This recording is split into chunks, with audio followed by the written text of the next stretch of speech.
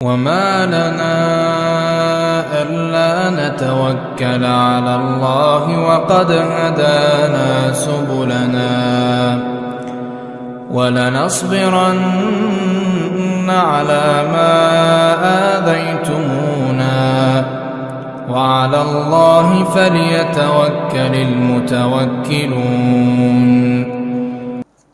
Malam hari ini insyaallah kita akan memulai pembahasan bab yang baru, yaitu bab at-tasyahhud.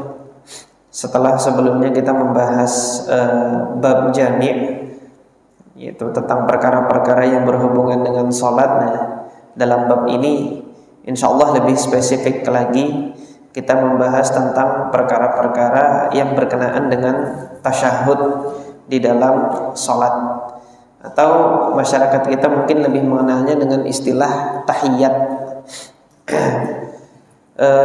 Bab tasyahud ini adalah salah satu rukun pada salat, yang mana seorang yang meninggalkan tasyahud ini di dalam salatnya tidak sah. Bahkan di dalam mazhab al-Imam Syafi'i rahimahullah, ketika mengganti lafaz tahiyat itu dengan makna yang sesuai dengan tahiyat itu, maka tidak sah salatnya, meskipun dia semakna.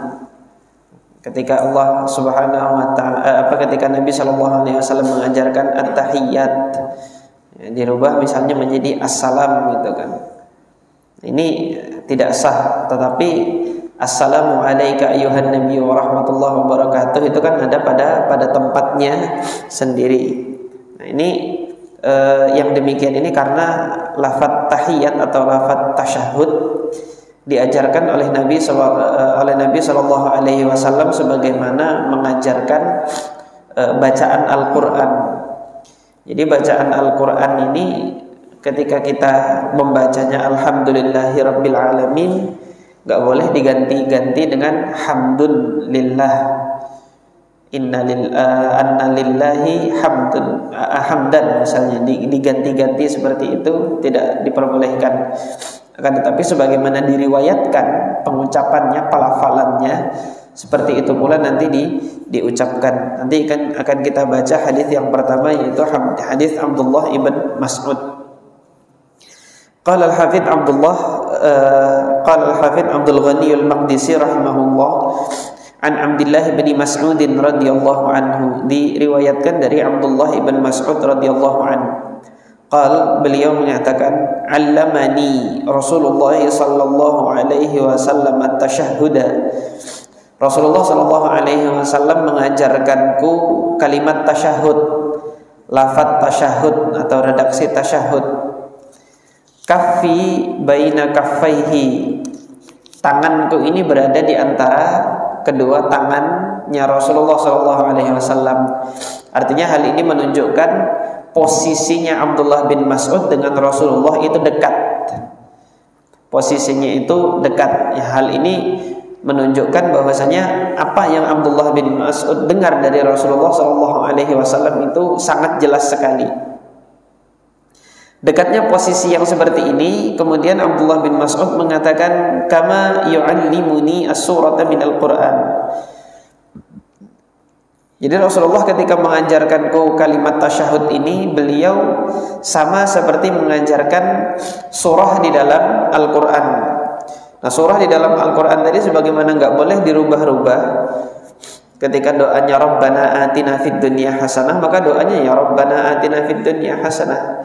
Ketika diganti Allahumma atina fid dunya hasanah gitu. Ketika membaca Quran ya tidak boleh.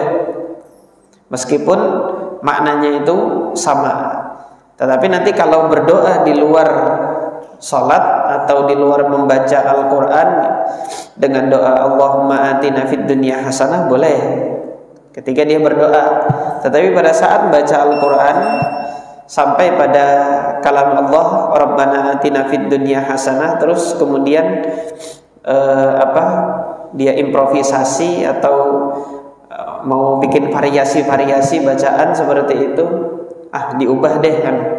Jadi Rabbana atina fid dunya hasanah diganti dengan Allahumma atina fid dunya hasanah pada saat baca Quran. Nah, ini nggak boleh.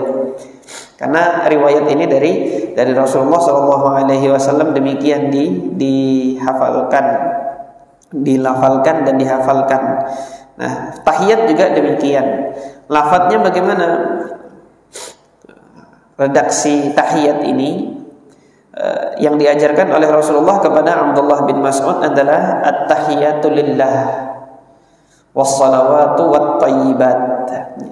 At-tahiyatu lillah was-salawatu wat-thayyibat. Yang artinya itu secara bahasa at-tahiyah ada 4 makna yang disampaikan oleh para ulama bahasa. Jadi ulama lughah itu menyampaikan ada sekiranya 4 makna dari kata at-tahiyah yang dirangkum oleh Al-Imam An-Nawawi di dalam penjelasan beliau di kitab Al-Majmu' ini. At-tahiyah yang pertama, apa makna yang pertama untuk tahiyah itu adalah al-mulku, yaitu kerajaan. Jadi at-tahiyatu lillah itu kerajaan, itu seluruh kerajaan milik Allah Azza wa Jalla. Makna yang kedua yang disampaikan oleh para ulama lughah adalah al-baqa ad-daim. Jadi kekekalan, artinya kekekalan. At-tahiyatu lillah, kekekalan itu milik Allah Subhanahu wa taala. Kemudian ada makna lagi yang ketiga yang disampaikan oleh para ulama bahasa tentang makna at-tahiyah itu adalah as-salamah, keselamatan. At-tahiyah itu keselamatan. Dan kemudian makna yang keempat, at-tahiyah diambil dari kata hayya yahya, yaitu hidup, sesuatu yang hidup. Nah, ini dari keempat makna ini tidak perlu dipertentangkan karena semuanya milik Allah Subhanahu wa taala. Dan kemudian kerajaan itu tidak akan kekal kalau dia tidak hidup gitu. Jadi masing-masing dari makna yang disampaikan oleh para ulama bahasa terhadap at-tahiyah ini sebenarnya tidak ada pertentangan. Hal ini sebagaimana pula ketika mungkin salah satu dari antum ada yang pernah belajar tafsir Al-Qur'an, ketika Allah Subhanahu wa taala berkalam dalam surah Al-Fatihah, ihdinas siratal mustaqim. Apa yang dimaksud dengan as-sirat al-mustaqim? Sebagian mufassir mengatakan Islam, sebagian mufassir mengatakan yang dimaksud adalah tauhid, sebagian mufassir mengatakan as-sirat al-mustaqim itu adalah kitabullah atau Quran. Nah, ini antara makna satu dengan makna yang lain itu saling menafsirkan satu sama lain dan saling menguatkan, tidak saling menggugurkan satu sama lain.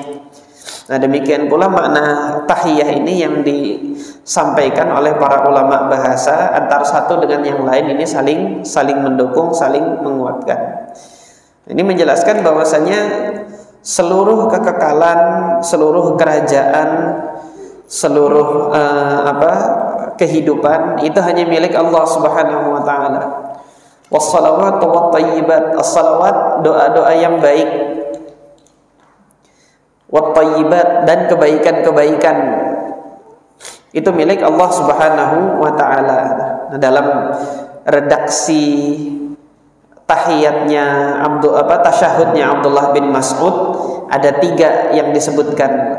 At-tahiyatu lillah itu satu tahiyat yang menjadi milik Allah di sini tahiyat. Kemudian yang kedua as-salawat, yang ketiga at-tayyibat. At-tahiyatu lillah was-salawatu wat-tayyibat.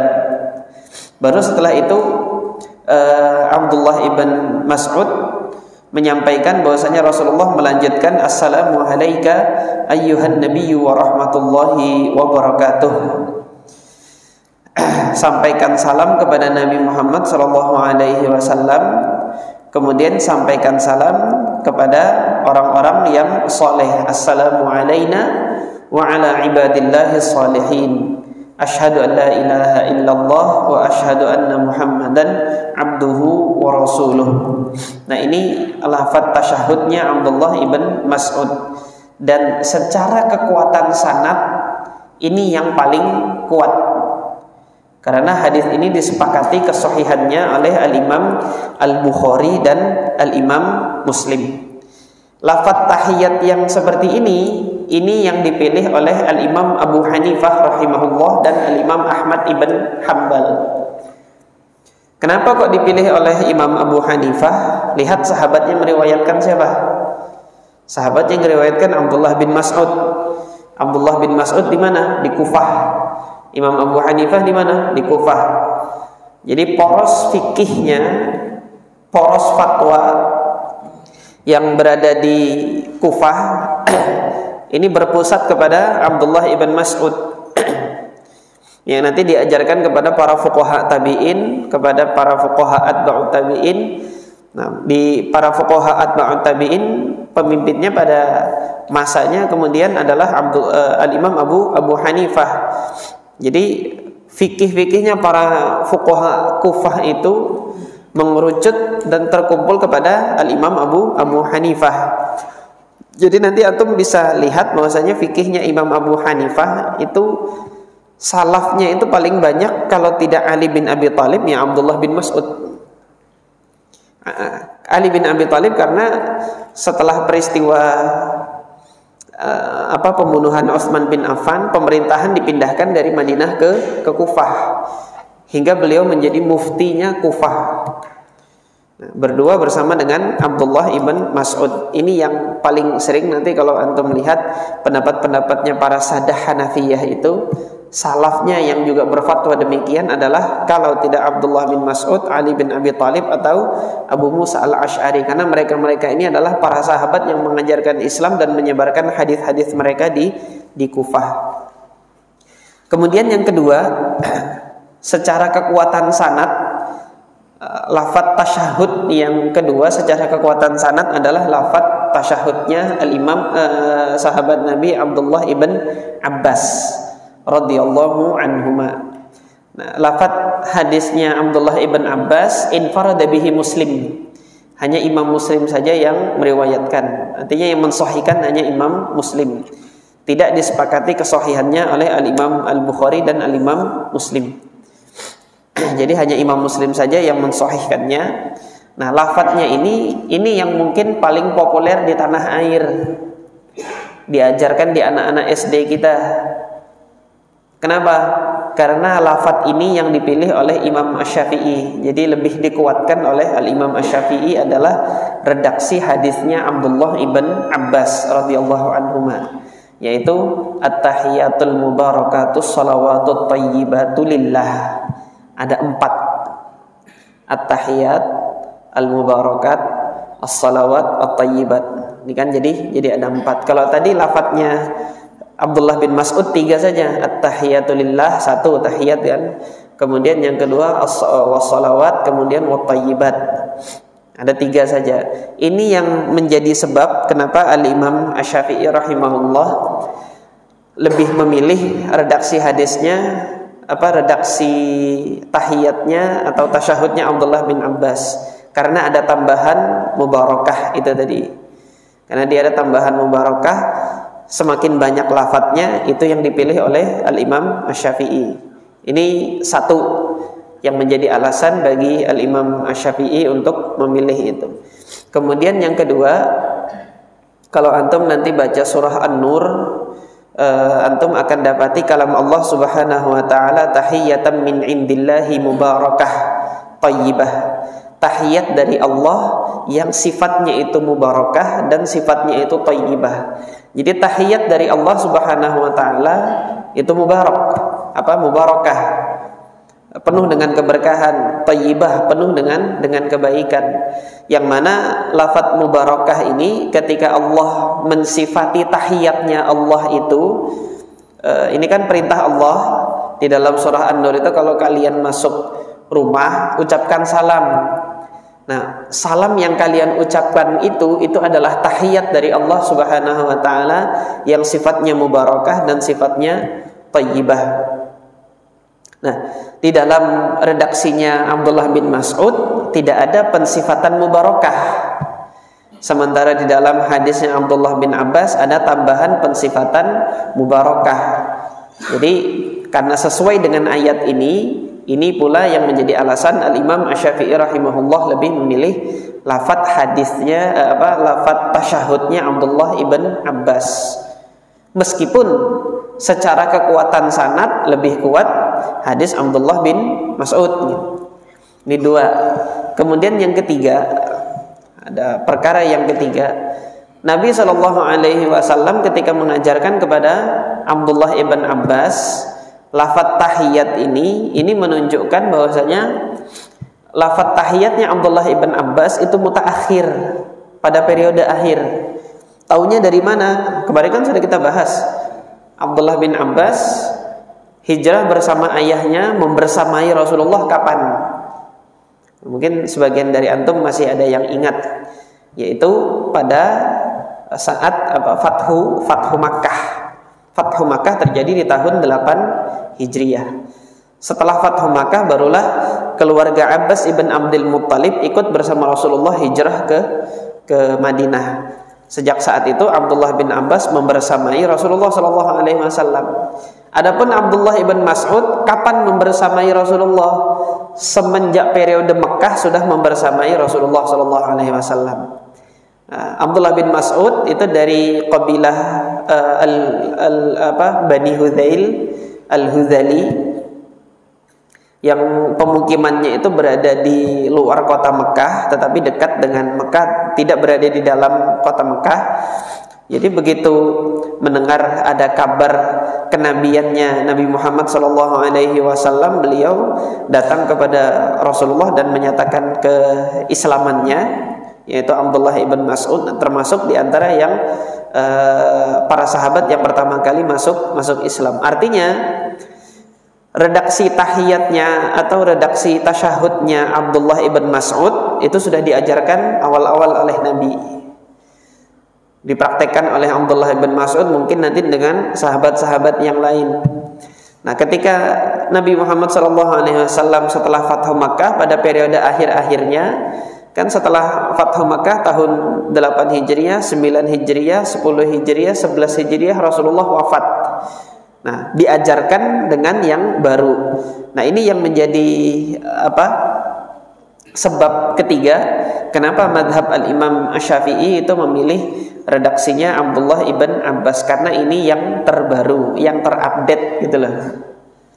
Nah, kalau istilah kita hari ini yang terupdate, karena di redaksinya Abdullah bin Mas'ud tadi tidak ada tambahan mubarakah, di akhirnya diupdate lagi, ditambahin di situ redaksi mubarakah di situ. Ini yang menjadi alasan oleh Al-Imam Asy-Syafi'i ini dipilih redaksinya Abdullah ibn Abbas. Akan tetapi perlu diketahui di sini teman-teman sekalian, bukan berarti ketika Al-Imam Asy-Syafi'i rahimahullah itu mengatakan memilih lafadznya Abdullah ibn Abbas, itu beliau berpendapat bahwasanya selain Abdullah ibn Abbas tidak boleh, enggak. Jadi ini ijma' para ulama, dan ijma'nya dinukilkan oleh Al-Imam An-Nawawi di sini, dan juga dinukilkan oleh sebagian ulama Syafi'iyah yang lainnya, diantaranya Al-Qadhi Abu Thayyib, memilih lafadz tasyahud yang diriwayatkan dari sahabat manapun, kalau jalur periwayatannya itu sahih, diperbolehkan, dibenarkan. Jadi sholatnya itu tetap sah. Jadi mau pilih redaksinya Abdullah bin Abbas atau redaksi Abdullah bin Mas'ud, itu dipersilahkan untuk memilih itu.